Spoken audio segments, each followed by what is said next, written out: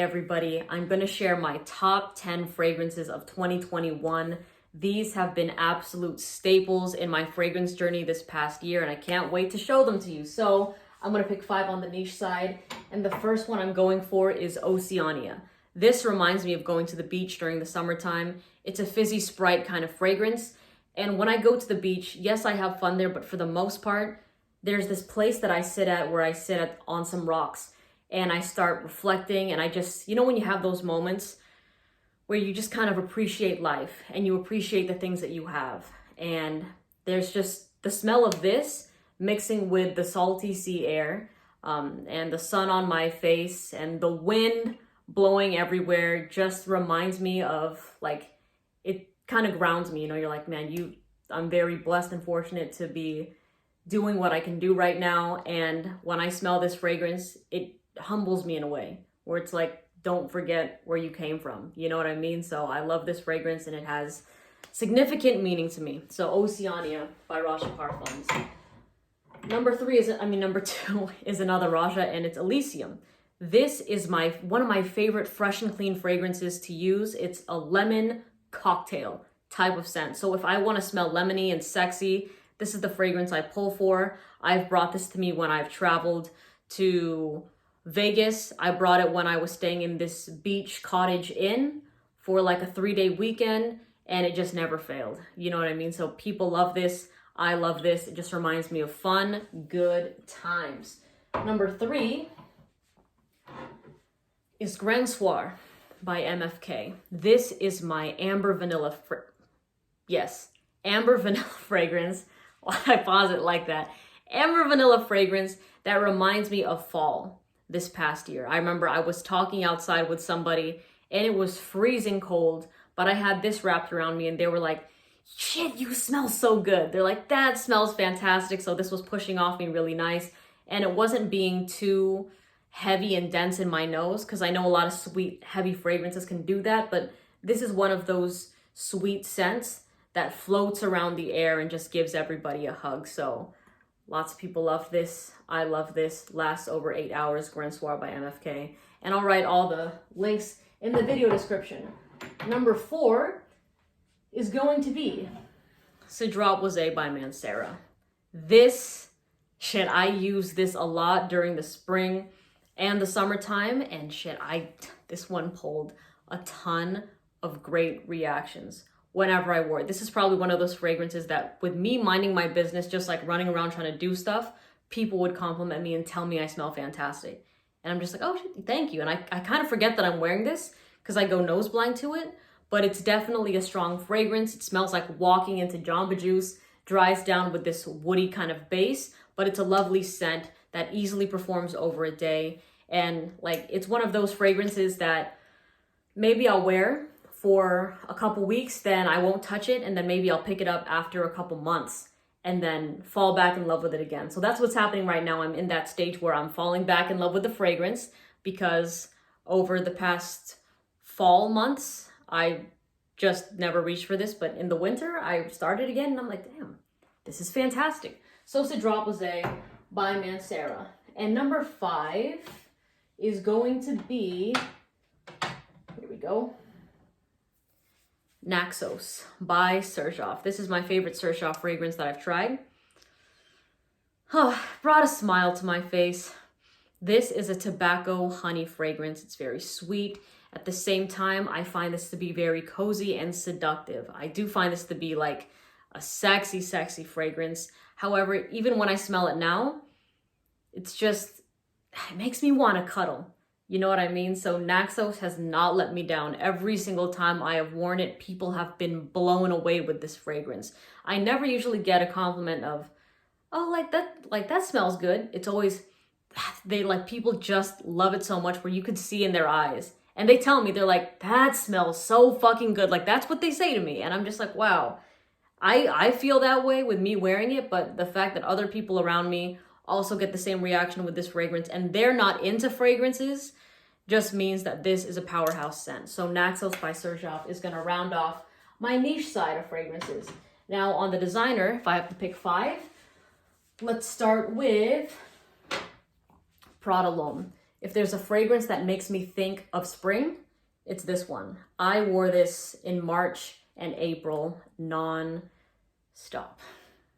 Non-stop. I love this so much. It's a luxurious fabric softener type of fragrance. It's soapy, fresh and clean. And man, the scent trail on this is fantastic. This was the first fragrance I ever wore that somebody followed my scent trail and asked me what I was wearing to compliment me because they loved it so much. So honestly, I never had that happen before. And then the first time it happened, I'm like, wow, I need to so I always remember that moment. And whenever I recommend Prada L'Homme, lots of people also say that they have the same reactions as well. They're like, oh my God, yeah, somebody at my work followed me and just asked me what I was wearing. Like, a lot of people love this fragrance on me. So Prada L'Homme was just that scent that I could not get enough of. And you can tell with the dent in the bottle that I was really, really spraying this thing. And you know what? Some people say it only lasts 6 hours, but on me, I get over 8. So it's definitely a fragrance that sticks to my skin, fortunately enough. So Prada L'Homme EDT is number 6. Number 7, and by the way, this is in no particular order, I don't know if I mentioned that, is Versace the Dreamer. If there is a fragrance that makes me think of hard work, it's this one.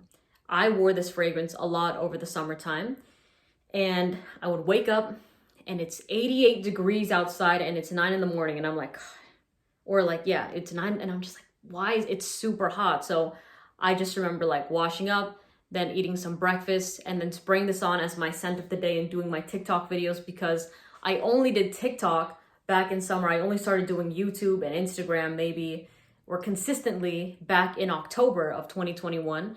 So this fragrance was just something that reminded me of like, okay, it's time to grind. It's time to work. I envisioned where I wanted to be with this career path, and day by day, like I would just remind myself, I'm like, okay, it's time to work. You know the life you want to live.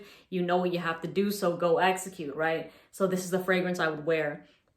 And I'd be sweating, and I'd be doing my like emails. I'd be doing outreach on DMs. I'd be testing new things. I'd be putting out new content. And it was just very much a go, go, go mentality and time of my life, specifically within those summer months. So yes, this definitely reminds me of work, but in a fun way, okay? It's not a fragrance that I look at and I'm like, oh my God, I worked so hard. You know what I mean? It's just like, man, even though it doesn't seem like I sprayed a lot of this, like I used a lot of this fragrance during the summertime. It was crazy, but Versace the Dreamer, I hold this close to my heart.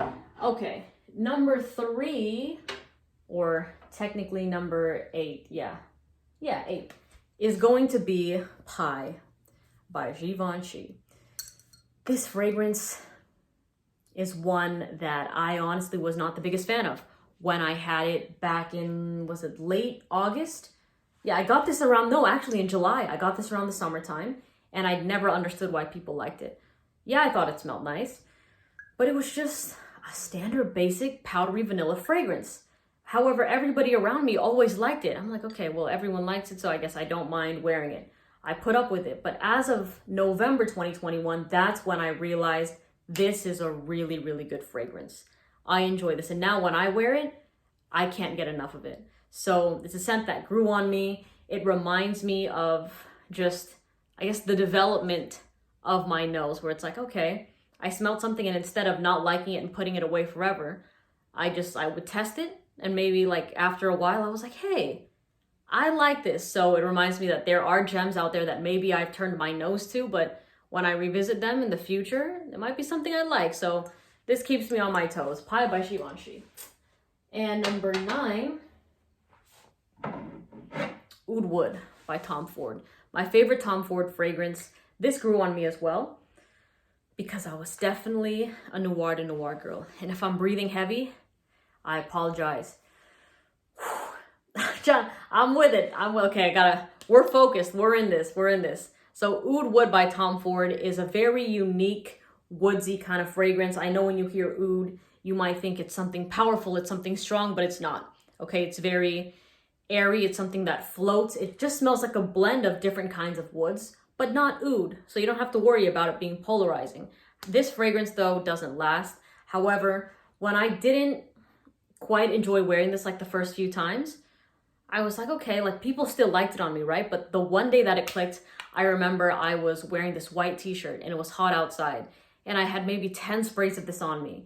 And people like throughout the day were just like, you smell nice in passing. They're like, that smells really good, by the way. I like the way that you smell. And I was like, hey, yeah, like it's just something about it. And it wasn't hearing compliments, but it was me, like when I was in my car driving from point A to point B to point C, I was like, this is a really good smell. And it's just, I was enjoying it. And then I guess the confidence showed through as well. And other people, both strangers and people that I know, were complimenting this fragrance. So Oud Wood by Tom Ford is my number 9.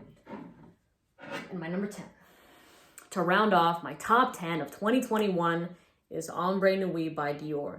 So this isn't the fragrance that started me in the game. The one that did that is Le Nuit de l'Homme. And the reason it's not on this list is because Le Nuit was big for me back in like 2020 towards maybe December, like November, December, because I got it around, was it October? Around November. So I wore it a lot.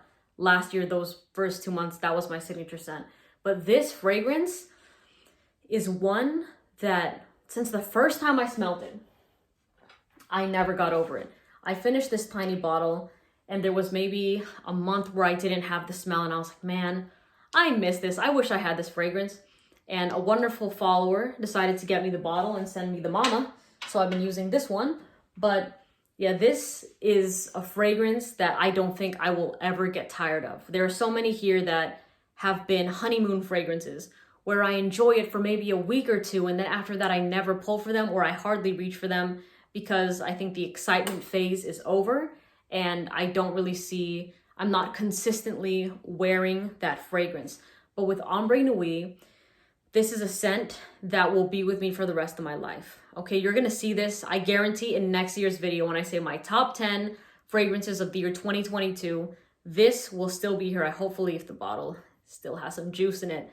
But I think I would keep this out of everything in my collection. If I had to keep one, it would be this smell. It's my signature scent. People know me for smelling like this. I've received endless compliments. But on top of that, it's a fragrance that even if I'm not seeing anybody that day, if it's just about me and I'm just trying to get my work done or just having a day to myself, this is the fragrance I throw on because I love it. I love it so, so much. It's an amber rose fragrance. There is some pink pepper, right? Pepper? No, pepper and grapefruit in the opening. So there it is. Those are my top 10, and they're not necessarily the best fragrances that you can get, but these are the ones that have really highlighted themselves in my journey over this past year. Let me know what yours have been. Again, I'll leave them all in the description, but I hope you've had a wonderful year so far. Thank you for being patient with me and my videos. I appreciate you all, and I'll see you in the next one, all right? Bye.